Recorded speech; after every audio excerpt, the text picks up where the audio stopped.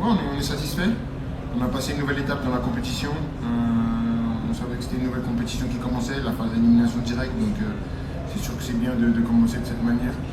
Et Michael, je pensais qu'il allait contrôler de la poitrine, parce qu'il n'a pas regardé le but avant. Mais c'était un geste fantastique. Malheureusement, il a été malchanceux, mais je pense qu'on va au stade pour voir ce genre de geste. Bonsoir Kylian, félicitations pour la victoire juste ici. On vous a vu tout de suite prendre dans vos bras Deschamps. Est-ce que vous pouvez nous expliquer à quel point c'était important pour vous de faire ce geste? Merci. Non, pas seulement moi, je pense toute l'équipe. Toute l'équipe était là avec lui. Je pense que c'est important, il y a des choses qui sont plus importantes qu'une Coupe du Monde, plus importantes que le foot. Mais comme je l'ai dit, c'est l'ADN de ce groupe, d'être tous ensemble, de vraiment être soudés. Et on est tous derrière le coach, peu importe ce qui se passe, peu importe ce qui va se passer, on est tous derrière lui et on voulait lui faire ressentir qu'il n'était pas tout seul. Bonjour Kylian, quatrième match des Bleus, troisième doublé pour vous individuellement, 18e but aussi si je ne me trompe pas en Coupe du Monde, ça fait quand même des stats qui gonflent. Est-ce que ce record de but c'est une source de motivation supplémentaire pour vous dans l'optique d'emmener les Bleus le plus loin possible? Merci. Non. Je pense que l'objectif, comme je l'ai dit, c'est d'aller le plus loin possible, d'aller le 19 juillet, de revenir ici et essayer de gagner.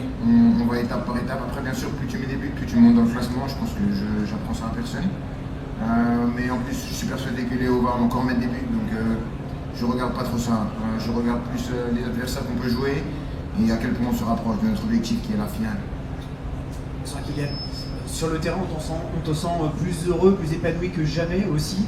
Comment tu expliques rien que ça, rien que cette différence que nous on note depuis les tribunes et que peut-être toi tu notes sur le terrain aussi? Non, je sais pas. J'ai dit que j'ai pleinement conscience de ce que je jouais, d'où je jouais. Je pense que c'est quelque chose qu'on a préparé, de comment arriver ici avec le maximum d'automatisme, parce que c'est pas le club.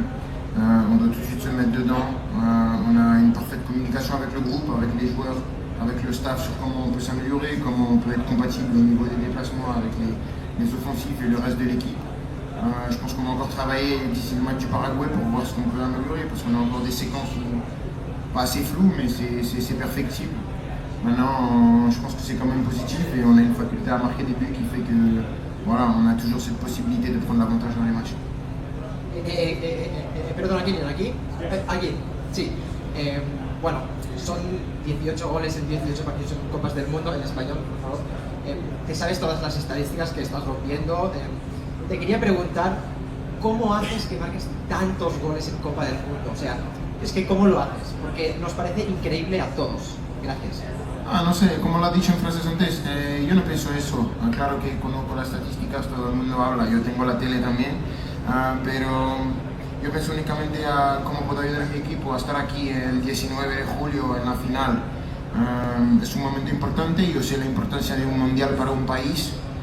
Yo lo he dicho siempre que mi objetivo es de marcar la historia de mi país, yo lo he hecho una vez ya.